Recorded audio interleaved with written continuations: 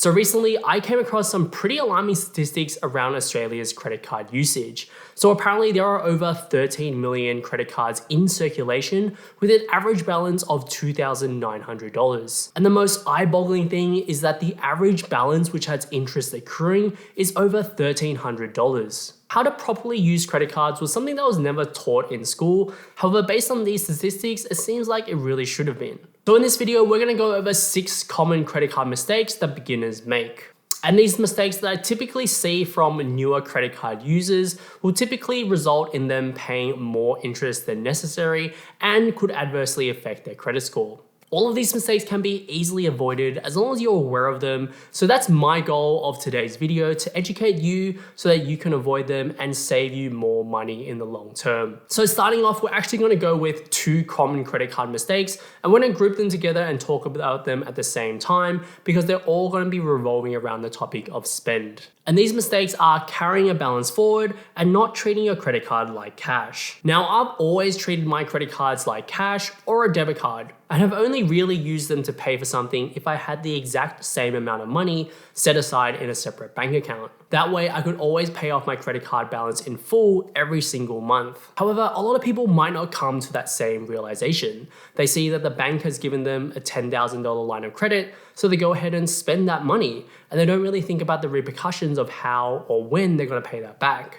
If there's a leftover balance at the end of the month on your credit card statement, then they can begin charging interest upwards of 15 to 25% on that balance, and that's just profit going straight to the credit card company's pockets. Credit cards, if used incorrectly, can be an extremely dangerous form of debt, and it can be very expensive to fund your lifestyle this way if you don't have a means to pay it back. So only use credit cards if you know you're going to treat them like cash and pay them off in full every single month. Otherwise, the interest that you accrue on your balances that you carry forward will outweigh any benefits and sign-up offers that you receive when you get that credit card. So the next credit card mistake is actually a marketing trick used by most credit card companies who want to get new customers through the door. So you're definitely going to be mindful of this one. And this mistake is on 0% interest on purchase offers. So 0% interest for 12 to 15 months sounds really good in reality. You can carry your balance forward, make small minimum monthly repayments, and then not accrue any interest. But I personally never take advantage of these offers, and there are a couple of reasons. First off, whether it's 0% interest or 25% interest, it's still debt, and at the end of the day, you're gonna have to pay it back. Even if you take advantage of a 0% offer to pay for a one-time large expense like a vacation or a new TV,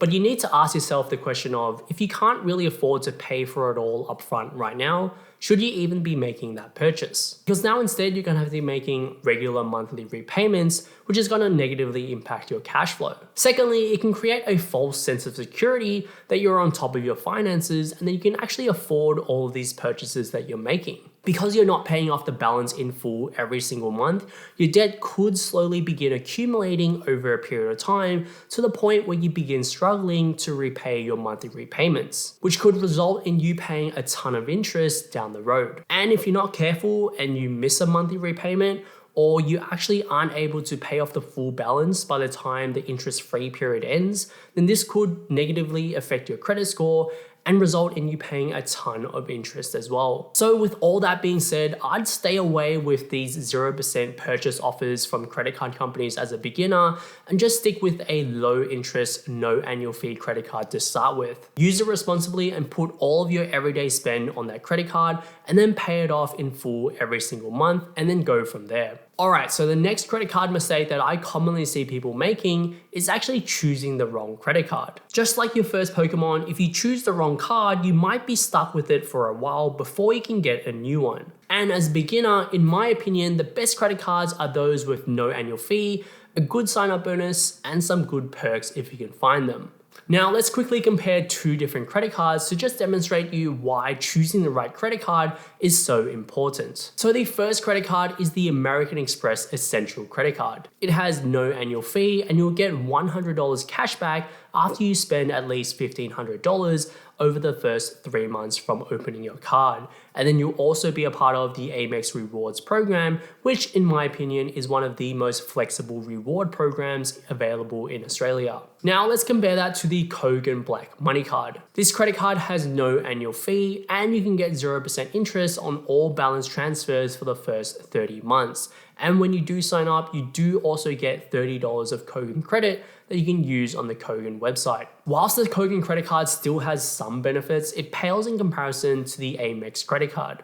The point of this comparison is that since you're trying to maximize your reward and your spend, you should also be trying to optimize for every single dollar spent. You want to be making sure that you're doing your research and your due diligence on which credit card is the best for you in your circumstances. If it's your first card, you really don't want to sign up for the wrong card. If you are looking for some of the best credit cards to sign up as a beginner, make sure to check out one of the previous videos that I've done in the past. I'll leave links in the description box down below. Now, the next mistake is not taking advantage of interest-free days. Now, when you sign up for a new credit card, you'll notice that most credit card companies will offer a 44 to 55 interest-free days.